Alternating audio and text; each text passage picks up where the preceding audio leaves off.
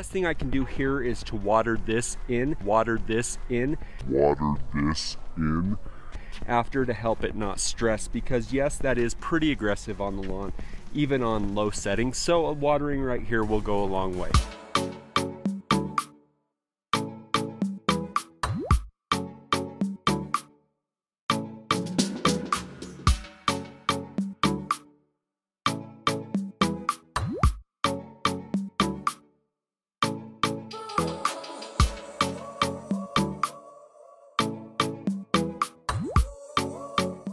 It is May 17th, 2022. They just turned my water on and I'm going to be able to put some fixes in place. I put my lawn to sleep. I did it because I thought that I could give it a light dethatching, but the problem is that I didn't get the rainstorms that I was banking on that should have gone along with it, because water rebounds a lawn after dethatching, and so I put my lawn back to sleep. So let's see how long it takes. It's May 17th. I got water. I only get to water once a week, so let's go ahead and see how long it takes.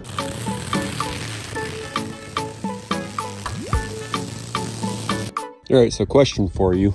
When I did my dethatching, I think that I've killed a couple of places. Like all these spots are kill marks from when I did the dethatching. It didn't get enough water because the storms didn't roll through. How would you fix this? What would be your solution? I can only water technically one time a week. What would you attack it with? What would you do in this situation?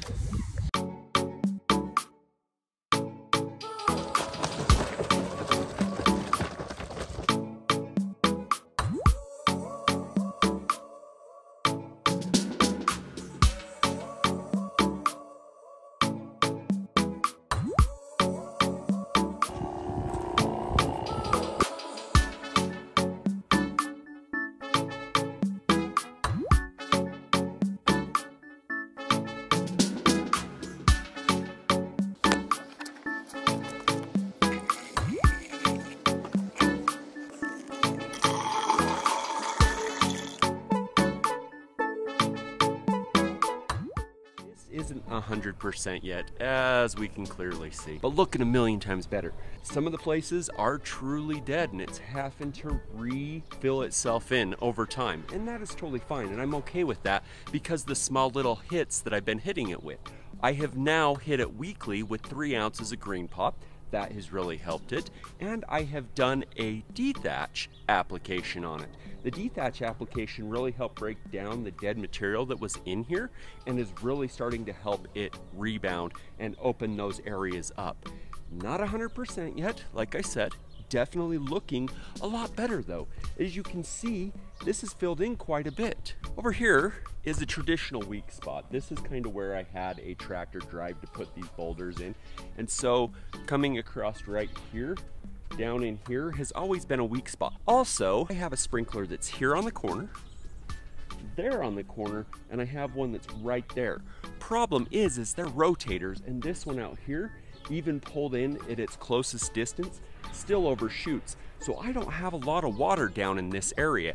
I really needed another sprinkler head right here in the middle so that I could hit this a lot better, but it is rebounding.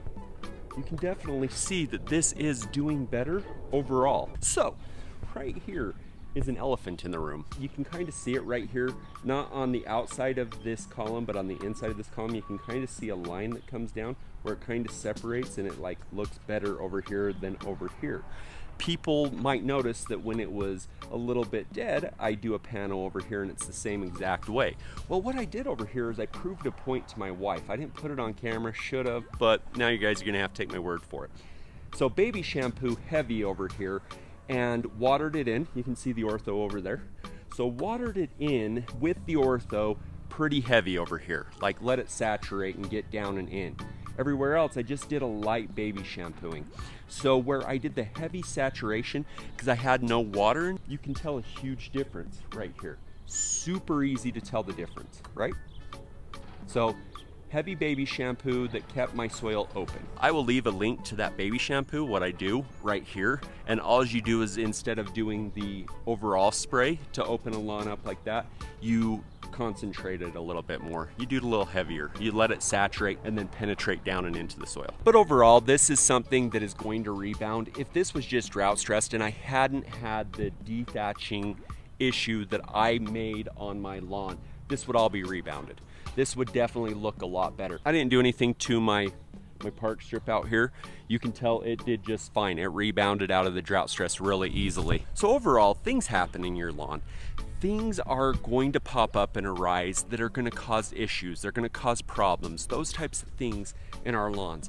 Our lawns are resilient. I need you to understand that just because something pops up, find a fix for it and follow it out. That's all you have to do. This was the same approach I used when this was grub damaged before. Well, I'm not the greener lawn this season now, am I? I'm the grubbier lawn. Sad when you can see how well it should be doing, but this is what I get. Wow, I done messed up, AA Ron.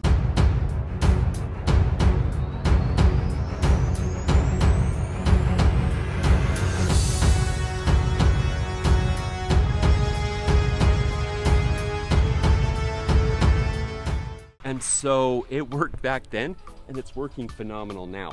I give it about another 10 days, and I believe in my mind, even only watering once a week, this is gonna look phenomenal. And I'll have my stripe kit back on it, and we'll be laying some 6 stripes in the middle of a desert, in the middle of drought restrictions, water restrictions, those types of things. And I'm using less than what they asked me to use. How did I do that? Well, watch this video right here, and it will tell you how.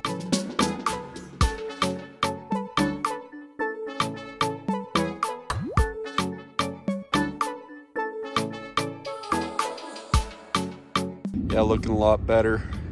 Definitely rebounding. Have some crowns that are starting to recover in the spots, so not looking as bad. Week and a half with water does wonders. I guess it's 2 weeks tomorrow. 2 weeks tomorrow with water. I won't lie to you. So this is June 5th. Not 100%, but def looks way better. I feel like if I were to give it 10 more days, I'll have 100%. But at this point, we got to get a video out and start teaching you guys how to do this in your lawn and rebounding them with a little bit of TLC and love. I've only been able to water once a week. Overall, looking a lot better. So when you have tough spots like this, I'm going to actually teach you in the next video how to get rid of this type of a tough spot that is not growing in super actively. It's an advanced technique that I like to do, and what we're going to do is watch this video right here and it will explain it. I'm Jeremy of The Greener Lawn. Make her green.